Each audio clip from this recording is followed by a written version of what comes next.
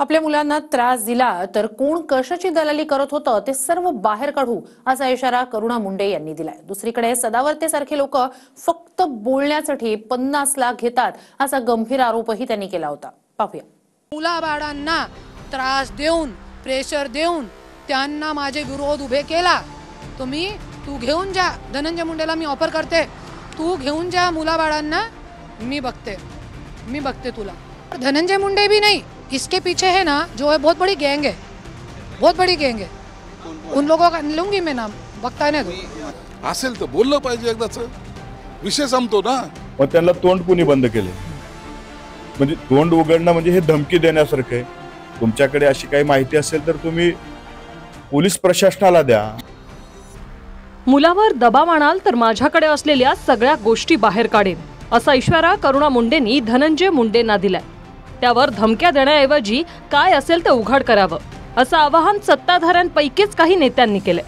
तो मैं कोर्ट से लिख के लाई हूँ ना, 75,000 रुपए दर महीना बच्ची को मिलना चाहिए, मुझे 1.25 लाख मिलना चाहिए। क्या गलत कर रही हूँ कि दूसरों की तरह हराम के पीछे से लूँ पैसा? दूसरों की तरह वैसा करूँ क्या? हराम का पैसा लूँ मैं तो मैं बहुत अच्छी हूँ, तब मैं देवी रहूँगी। पीछे से ले रही हूँ ना, बड़े बड़े पैकेट ले रही हूँ पीछे से, तो मैं देवी हूँ। पर यदि कोर्ट से जीत के आ गई तो मेरे ऐसी मेंटल हरासमेंट होगा, होने दो। पर कौन करता है मेंटल हरासमेंट? धनंजय मुंडे, और कौन है? कारण क्या है? और धनंजय मुंडे भी नहीं, इसके पीछे है ना जो है बहुत बड़ी गैंग है, बहुत बड़ी गैंग है। उन लोगों का लूंगी मैं नाम, बघता नाही तो। आता त्यांनी कधी तोंड उघडायचं हा त्यांचा प्रश्न आहे, तर आपण काय सांगायचं त्यांना? हे दरवेळेला हे लोक धमकी देऊन काय मला वाटतं ब्लॅकमेल करतात का? असेल तर बोललं पाहिजे, एकदाच विषय संपतो ना।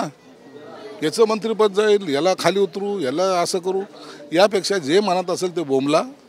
जे काय परिणाम होतील ते राजकारणात होतील, तुमच्या बोलण्याने न बोलण्याने होणार नाही, अशातला काही भाग नहीं। आज तक मैं भी इसलिए चुप थी कि बच्चे हैं मेरे साथ, इसलिए शांत हूँ। किसने 2500 कोटी की प्रॉपर्टी कमा ली दलाली करके? नाव उघडलेले नाही आहे आत्तापासून।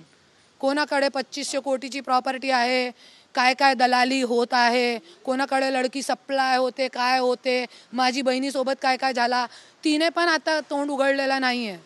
पण जरी माझे मुलाबाळांना त्रास देऊन प्रेशर देऊन त्यांना माझे विरोध उभे केला, तू घेऊन जा, धनंजय मुंडेला मी ऑफर करते, तू घेऊन जा मुलाबाळांना, मी बघते तुला। मग त्यांना तोंड कोणी बंद केले?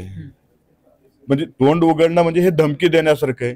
मी तोंड उघडलं तर असं करेन, हे सगळे जे आहे हे सगळं काहीतरी मिळवण्यासाठी अशा पद्धतीच्या धमक्या देण्याचे प्रकार चालू आहेत।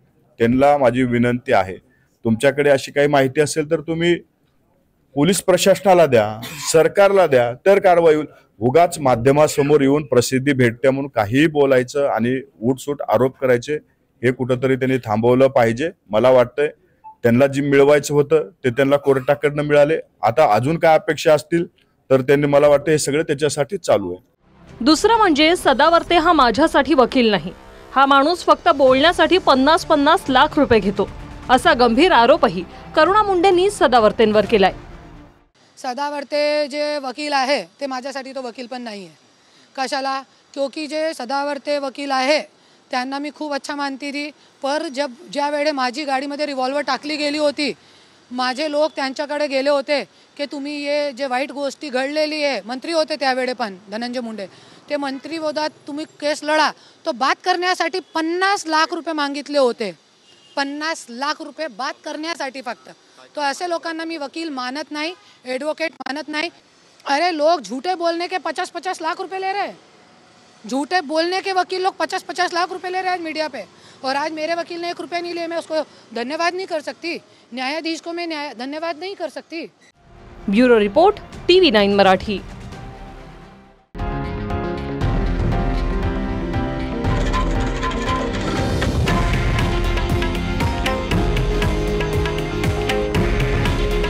हे आहे देशातील नंबर 1 न्यूज नेटवर्क आणि आपण पाहत आहात TV9 मराठी।